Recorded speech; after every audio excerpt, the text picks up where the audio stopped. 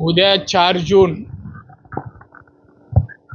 देशामध्ये लोकसभेच्या ज्या निवडणुका झाल्या त्यांचा निकाल आहे, रिझल्ट आहे। या निवडणुकीत रत्नागिरी सिंधुदुर्गचा भारतीय जनता पक्षाचा महायुतीचा उमेदवार म्हणून मी निवडणुकीला उभा होतो। जनतेने प्रेमाबरोबर अतिशय चांगला प्रतिसाद रत्नागिरी सिंधुदुर्गच्या लोकांनी मला दिलेला आहे, आशीर्वादही आहे, प्रतिसादही आहे।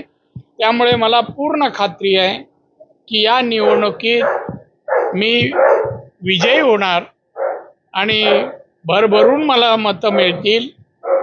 माननीय मोदी साहेब, माननीय अमित शाहजी, त्याचप्रमाणे देवेंद्र फडणवीस यांच्या आशीर्वाद सहकार्यामुळे मला उमेदवारी मिळाली, तसं यशही मला मिळेल अशी माझी स्वतःची खात्री आहे।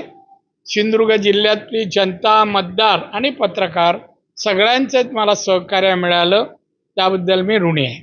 आता तुम्ही देवाच्या दर्शनाला जाता? घरी जातो, माझ्या घरी जातो।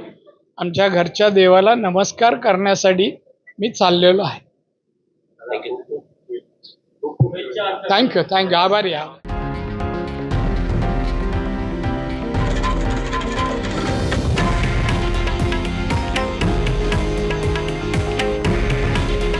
हे आहे देशातील नंबर 1 न्यूज नेटवर्क आणि आपण पाहत आहात TV9 मराठी। काळजी तुमची, हित महाराष्ट्राचं।